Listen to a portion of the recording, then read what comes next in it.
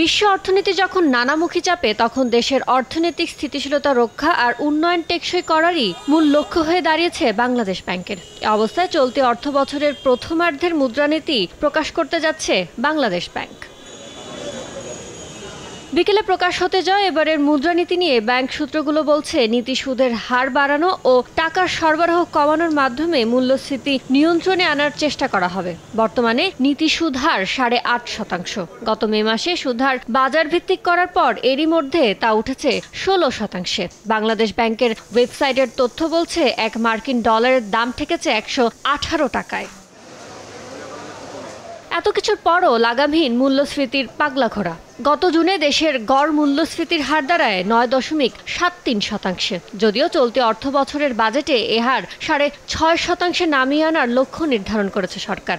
এমন প্রেক্ষাপট সামনে রেখে ফের বাড়তে পারে নীতি সুদহার আর আসতে পারে নতুন কিছু উদ্যোগ।